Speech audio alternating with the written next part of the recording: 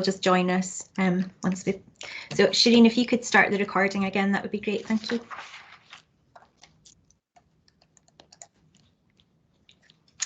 Okay, so thank you, conveners. So please note that the public section of the meeting will be recorded and published online for public access after the meeting. If I could please ask attendees to switch off their camera and mute their microphone when not speaking, and the camera and microphone should only be switched on when you're invited to speak. And I'll now just take a quick roll call to see who's on the call, and also so that it's clear for the recording of the meeting who is present. So if you could please respond when I call your name. Thank you. Convener. Present. Vice Convener. Present. Councillor Cook. Good morning. Lord Provost. Present. Councillor Delaney. Present. Councillor Henrickson. Good morning. Councillor McGregor. Present. Councillor Seller. Present. Councillor Cow. Present. Councillor Allen. Present. Councillor McKelvey. Present. Mr. Hodgson. Present. Mr. Knox. Present. Mrs. Lawrence. Present. Mr. Sterling. Present. And Mr. Walker. I think he still hasn't managed to get onto the call, convener, so I'll just try and resend the appointment again to him. So I would advise members as well that if they wish to speak, they should use the raise hand button in Teams or advise via message in the meeting chat, and I will alert the convener. If you're having any issues doing either of those, please just switch on your camera to indicate you wish to speak, and we'll bring you in at that point. So please also note that when we move to exempt business, you'll need to be in a secure private location where no other person can view or hear proceedings. And if you're unable to be in such an environment at that time, you will be required to leave the meeting and take no further part in the proceedings. Thank you, convener. Thank you so much, Steph, indeed. And moving on to agenda item 1.1, there are no item of agenda business. 2.1, determination of exempt business. Members, can we agree that the items 10.1 and 10.2 be taken in private? Agreed. Agreed. Agreed. Thank you very much. Declaration of interest. Do members have any declaration of interest? No. 4.1, minute of the previous meeting of this 11th of December 2020 on page 7 to 10.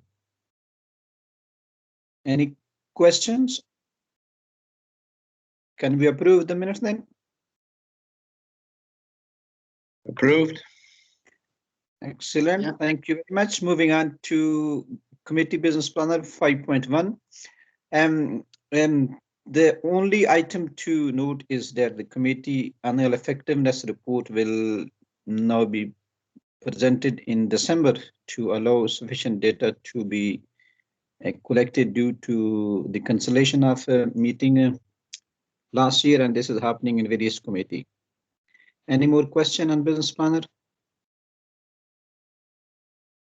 No. Notices of motions, nothing. Now moving on to main agenda item 7.1, North East Scotland Pension Fund Annual Audit Report 2021, and it is external audit report. So can I ask, can I bring in Gillian Woolman? Thank you very much, convener. So this is us entering year 5 of our audit of North East Scotland Pension Fund. Normally members of the committee will know that the audit appointments run for 5 years. However, a decision was taken by the Accounts Commission for Scotland in view of the pandemic and the challenge for all of the revised audit appointments that the current appointment round would be extended by 1 year to 6 years. So this is my penultimate year as your auditor, the appointed auditor for the North East Scotland Pension Fund. So I'm turning to our plan, which is presented to you from page 13 of your papers. And I'm turning to the section that's entitled Risks and Planned Work, which commences on page 16 of your papers. And I hope you've had a sense from your review of the papers, in paragraphs 3 and 4, we set the context of what has been an extraordinary time for the delivery of public services during a global pandemic.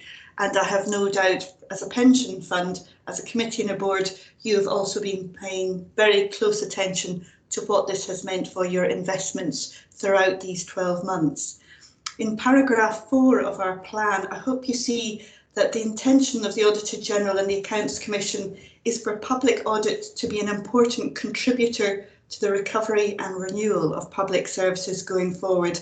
And I think you'll see that manifest itself in our national performance reports and the overviews that we produce this year. Also in paragraph 5, we're always keen to ensure that with the overview of all of our work, we are keen to be very constructive, forward-looking, seek to highlight areas for improvement to you and share information that we glean from our overview. And so you'll know that each year we're now compiling information that looks across the 11 pension funds across Scotland, so that you've got some contextual results for the performance of the North East Scotland Pension Fund. So, Convener, I'm turning to page 17 of the Annual Audit Plan and Exhibit 1.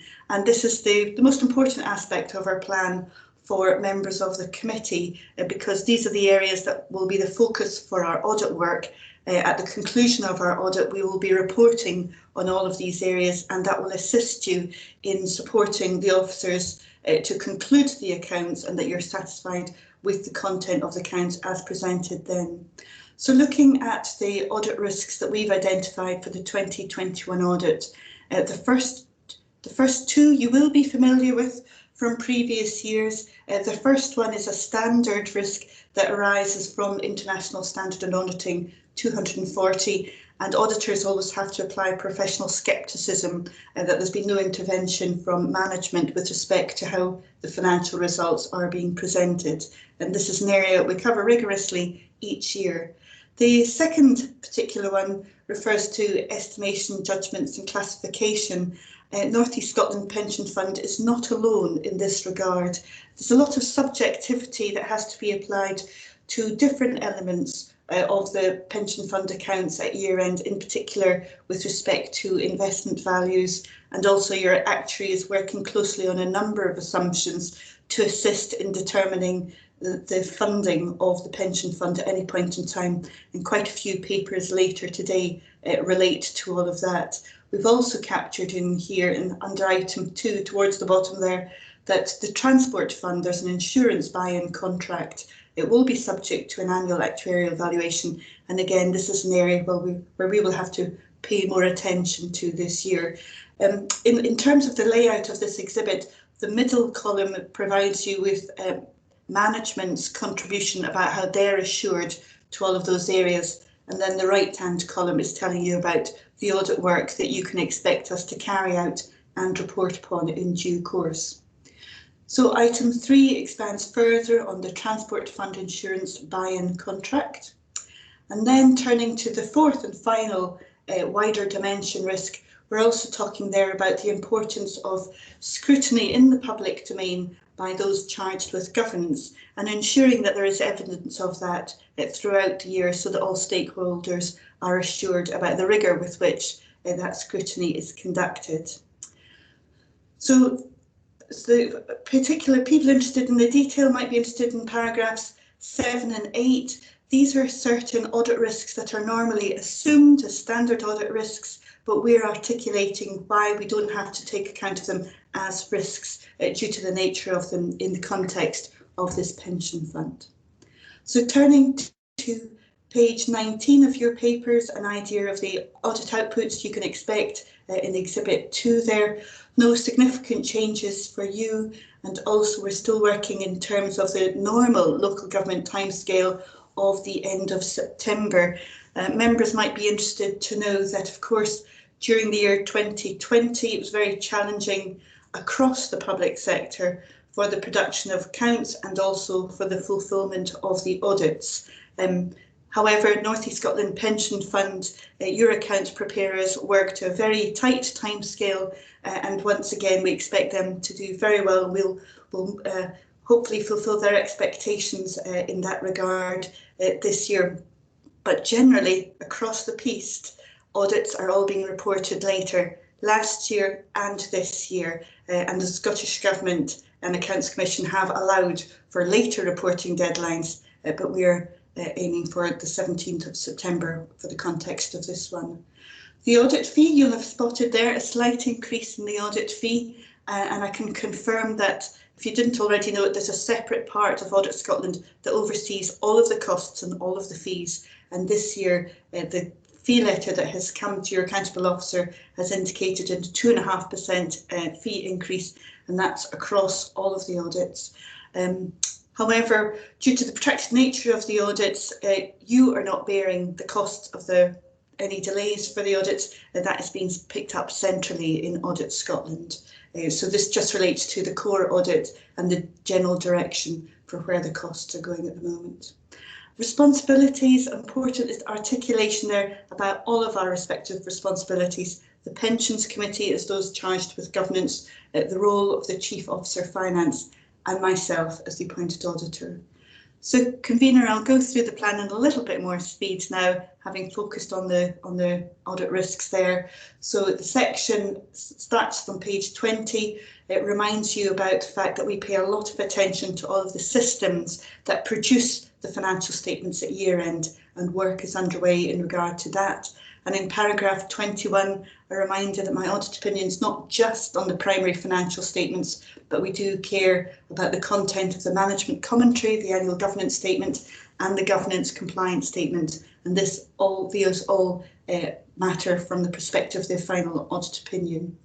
The next page, in Exhibit 3, we talk about materiality levels. That's to assist my team and also finance officers to know that this is the degree of detail that we work to. And if we found misstatements above those amounts, that might trigger changes to the accounts, or it might change our audit approach.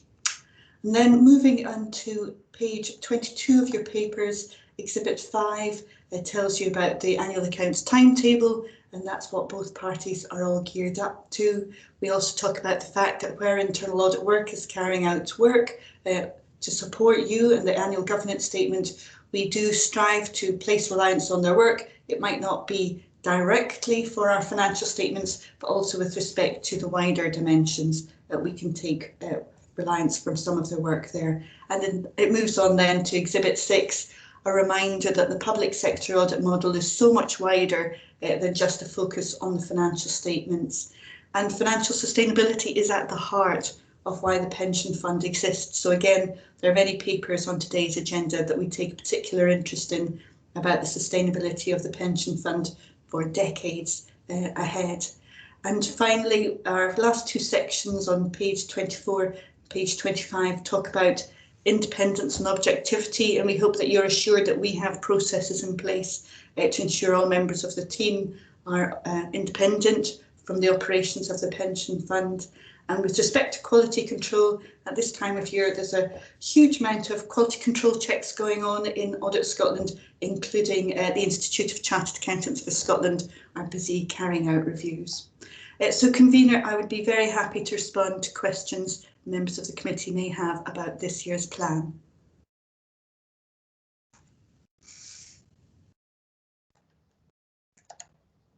Convener, I think you're on mute, sorry. Sorry, no. Yes, thanks very much, Gillian. Members, do you have any questions or comments? Councillor Cook. Thank you, Convener. Yeah, it's on page 18 of the pack, and there's a comment in the audit risks about the fact that we spend less time scrutinising report and accounts than we do scrutinising some other papers, and that feels probably about right, actually. To be fair, I think that is a fair comment. And I wondered, and maybe it's a question for Gillian Woolman, or maybe a question for officers, in terms of developing our training programme for the coming year, would it be worth having a specific session on what to look for when you're looking at the report and accounts, as a question or a suggestion? So I'm happy to respond first and then hand over to officers. So also in our plan, when we talk about the wider dimensions, and in paragraph 36 of our plan, we look to evaluate governance and transparency. So both looking at all of the papers that are routinely brought to the Pensions Committee, and then what happens with them and the degree to which they're discussed, and there's engagement and the demonstration of effective scrutiny at all of those papers. We do pay attention to that and observe that in practice. But I was also going to say I'm very pleased to see in Exhibit 5 on page 22 of your papers that on the 25th of June there will be the presentation of the unaudited annual report and accounts that will be brought to the Pensions Committee, and that will be an important opportunity to rigorously ask officers to explain lots of areas so that by the time it comes to the recommendation of the accounts for approval, that you're content and they have a sense of understanding at a high level what that's telling you about the performance of the fund. Laura, would you like, sorry, Councillor Cook, if I can bring in Laura. No, you're happy then? Okay, yeah, that's fine. Yeah, that's fine. Okay. Jonathan? Sorry, Convener, is it okay if I comment? Just, yeah, happy to follow up on that. Certainly undertaken training of that nature in terms of the content of the accounts and actually the key aspects of that previously. So happy to pick that up with Laura and the team in advance of the draft accounts being presented, in order that there's that increased understanding and knowledge being brought to that, if that's okay. Thanks very much, Jonathan. Yeah, that sounds really helpful. I just think it's one of those things where a bit of bespoke training on this issue might be helpful for us. But yeah, thank you for those answers. Really helpful. Okay, thanks very much. Any more questions? No? I don't see any more hands, so thank you so much, Gillian, for another excellent report. Moving on to agenda item 8.1, budget forecast and projected spend in 2020 and 21. Can I bring in Laura? Thank you, Convener. As we normally bring in the quarterly report around the budget and forecast, I'll just turn to page 31 just to pull out some points for noting, really. We are again reporting an underspend around staff costs, and I just wanted to provide the committee and convener an update on where we are with those, with that recruitment and vacancies that we have at the moment. We have a senior pensions officer in the investment team, which is being externally advertised and it has a closing date of today. So we are hopeful we will get some applicants. That was advertised before Christmas internally, but we had no suitable applicants. So hopefully we will receive some today. We have successfully recruited a senior pensions officer in the accounting team, and I think, as previously mentioned, that was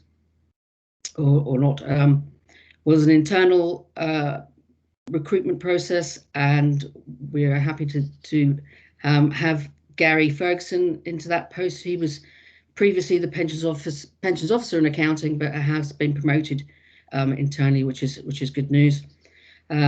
We have a pensions officer accounting post to backfill Gary's post, and we have a preferred candidate for that. Again, that is an internal post within the pensions officer team. So we continue that theme of promoting from within, which is a fantastic position for us, and retaining those people and retaining that experience. We have a pensions officer governance post. We have an interview lined up with an internal candidate, and that is also being advertised externally as well at the moment. We still have 3 other posts we have yet to advertise. So we have a pensions officer investment post, assistant pensions officer investment post, and a senior pensions officer governance post. And we will, once we have addressed and delivered those previous posts that I've just spoken about that are in the process of being advertised or interviewing, then we will get to those 3 other posts. So we are addressing the vacancies, and we are addressing the underspend within that report. And other than that, I'm happy to take questions. Thank you very much, Laura. I would like to support you to fill these vacant posts as soon as possible. Thanks very much. Members, do you have any questions or comments? No? Don't see any more hands. So can we note the report? Sorry, Mr. Sterling. Hi. Yeah, no, it wasn't in relation to those costs, but the transaction costs that are listed in a table a couple of pages later. They obviously, the estimate's a lot lower than what the actual projected spend is, and I'm just looking to understand why it's so much higher. Are you on page 34 or you? I am on page 33. 33. The transaction cost is purely, I mean, as we tried to suggest before, you know, we put in the forecast reference as well, because there are some costs we cannot predict. Transaction costs purely depend on the fund managers deciding if they want to change or sell or buy a stock, and we can't predict that. So it's a very much an estimate, and some of these transaction costs and fees. So there will be there can be and will be some large differences with some of those costs, because we just can't predict what will happen. Right, and it possibly suggests that they've been more active in buying and selling effectively in terms of managing a portfolio. Absolutely, it just depends on what they, you know, if they're looking to make some more, you know, significant changes due to market conditions, or, you know, we just can't predict that. So it's really, you know, we're trying to have reasonable estimates, but on reasonable forecasts, but it all depends on some of the actions taken by the managers at the time. It's the same with investment management fees and performance fees. You know, that they will move significantly depending on market values of those assets. So as assets rise, the fees will rise, but to what extent, we really can't predict that. So there will always be some marketable differences sometimes. I assumed that the management fees, the reason that they'd grown the value of the stock or the fund that they held effectively, and that's what explained that. But I just wasn't sure exactly why the transaction costs would be higher, but that's fine the way you've explained it. Okay, thank you. Thanks very much. Any more questions? Neil McGregor has his hand up, convener. Yeah. Thanks very much, convener. I just wanted to underline what Laura had said about the internal recruitment and the successful interview that Gary Ferguson obviously did. This is what we want to encourage, training and promotion of staff, and if we can fill the other vacancies soon, that'd be delightful. Thank you. Okay. Thanks very much, McGregor. Yeah. Any more questions? No.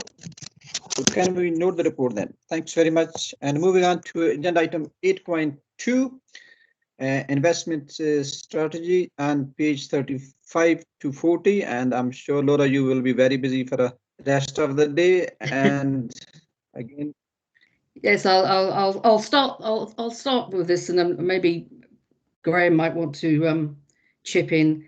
So this is the investment strategy review. We've already presented this to yourselves on the 26th of February.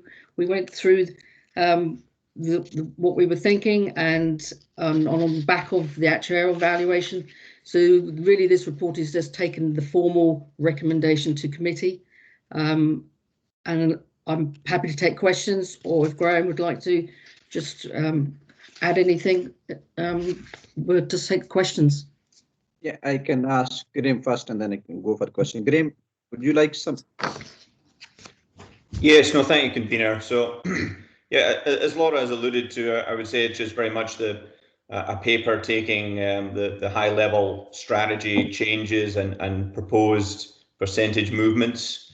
Just to summarize maybe some of those key changes, we're suggesting moving 5% back to equities. We're suggesting removing the diversified growth allocations altogether. And on the sort of the defensive side, we are more just kind of cleaning things up a little bit, adding the index-linked bond allocation into the bonds and credit bucket as an index-linked bond is just another type of bond. And the sort of the remaining 2.5% allocation is also being added to that sort of bonds and credit allocation. So we kind of obviously spent a kind of 3 hours having a more sort of detailed chat through that previously, which I hope people find helpful. So it's just really if anyone has any comments post that meeting, having thought about it, or around those sort of high level strategic changes, if people are happy. Yeah. Thanks very much, Graham. Do members have any questions or comments?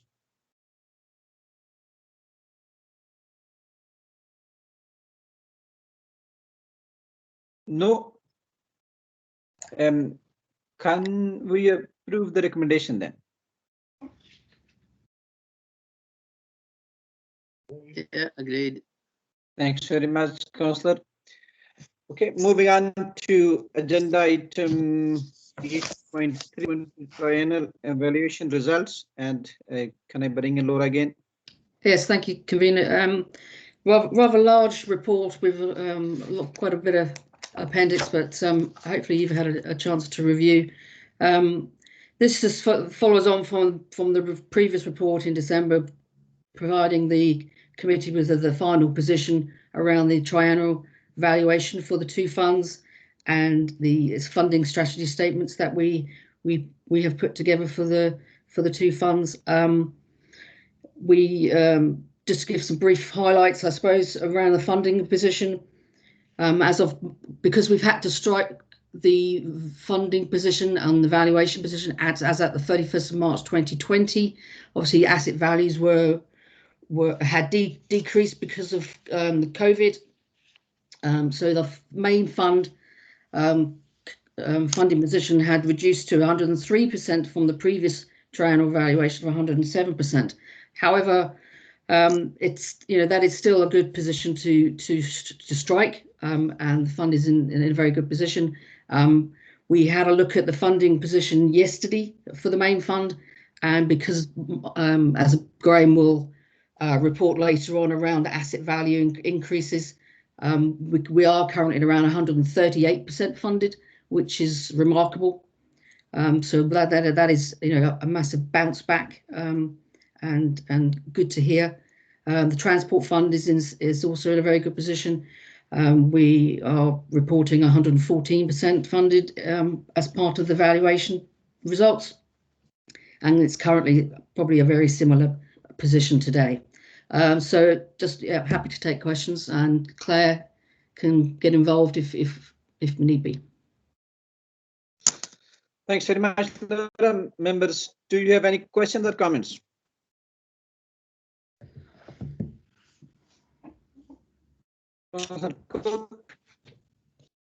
Thanks, Camilla. Laura, I just want to check I heard that correctly. Did you say 138%?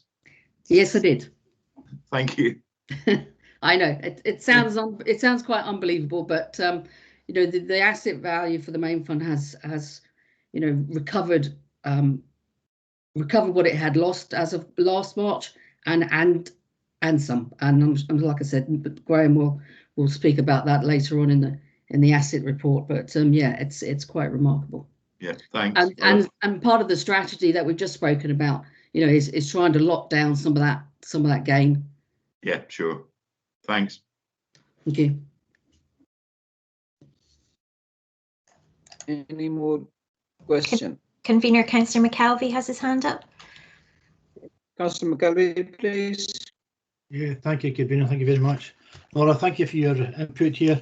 Can I just clarify on page 120, we've got a small table there about the primary contribution rates. There's a very slight reduction ultimately to the primary rate from March 20. Can you just give us an indication of how that would affect the contributions by employers at the present moment? It's page 120. 120. Claire, did you want to pitch in? Sorry, I'm just flicking to page 120.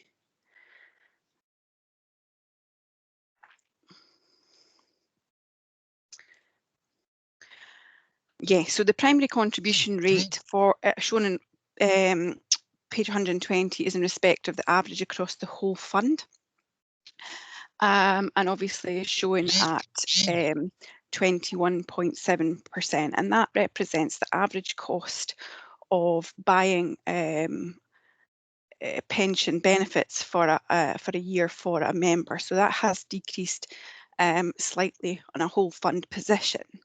However, as you're aware, we value each individual employer separately, and they have their own primary rate or future service rate, and that's shown in the certificate on pages 144 to 148.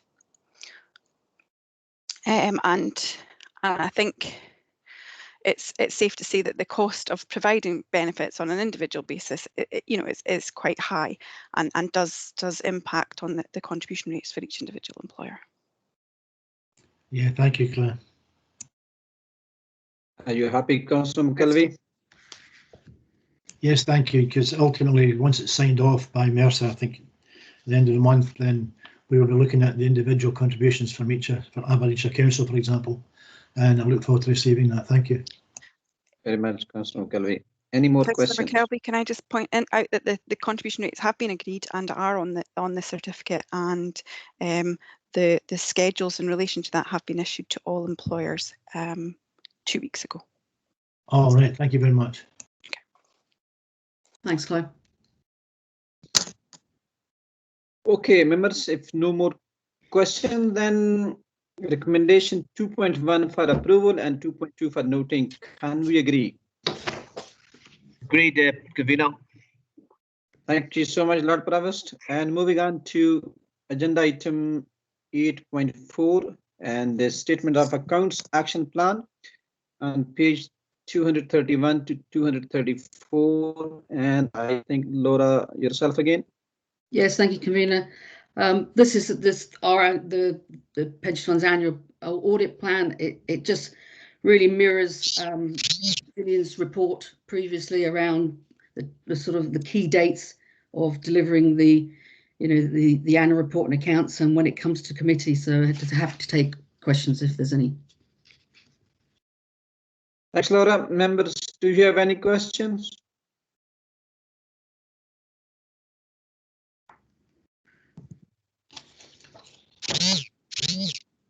No, I don't see any hand at all. So can we note the report then? Agreed. Excellent. Thanks very much, Councillor Cook. And moving on to agenda item 9.1, review of the North East Scotland Pension Fund compliance. And I think it's Laura, yourself again. Yes, thanks. Thank you, Convener. This is providing an annual review and assurance to committee around compliance with the various regulations that we adhere to. I think just to point out a couple of other items, generally good attendance at meetings and training, good governance in place and compliance with regulations, and I'm happy to take any questions. Thanks, Laura. Do you have any questions or comments?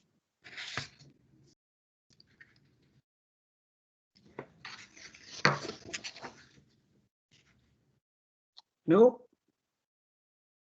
Can we note the report then? Noted. Thanks very much. Moving on to agenda item 9.2, administration review. Mr. Gray. Thank you, convener. You have before you the outcome of an administration review, which was carried out at the back end of last year with the scheme actuary Mercer. And we did the review because of the increasing workload and also the impact that ongoing home working was having. Happy to take any questions. Members, do you have any questions?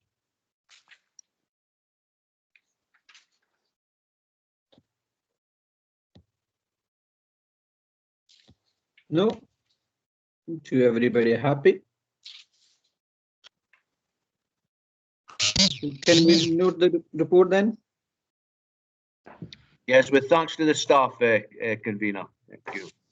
Thanks very much, Pravas. Yes, absolutely. Okay, and then moving on to agenda item 9.3, strategy. Laura, yourself again. Yes, thank you, convener. Our quarterly strategy report, most of it is around separate reports, so there's just a couple of items to note. The main thing to note in this report is an update on the buy-in with the transport fund, which is on page 253. We have spoken about it before and reported around the outcome. So on the 19th of November, we finally contracted with the preferred provider for the buy-in insurance policy, which is basically buy-in insurance policy for the pensioner liabilities and lock in that cost of those providing those pensions, which is a risk management sort of process that we've gone through with the employer, and it's a good outcome for the fund, and it's a good outcome for the employer. So it was an awful lot of work, as we've stated, and there will continue to be a lot of work around delivering those contractual arrangements. As part of that process, we also are tying up some more operational items. We have a transfer between the main fund and the transport fund each month around pre-86 pension increases. We are looking to finalise, crystallise that position and do a financial transfer between the main fund and the transport fund to remove that monthly transaction that we have to do and crystallise that. So a valuation has been put on those liabilities by the actuary, and we will be transferring those liabilities to the transport fund, and obviously that means the main fund has to pay over an amount for that crystallization of those liabilities. So there will be a transfer between the two funds of around 8.7 million, but that is between the funds. There's no cost to either fund, in as much as although we're transferring the asset value of about 8.7 million from the main fund to the transport fund, we also are removing the liabilities from the main fund and to the transport fund. So there really is a net position there. Otherwise, happy to take questions on the remainder of the report. Thanks very much, Laura. Members, do you have any questions or comments?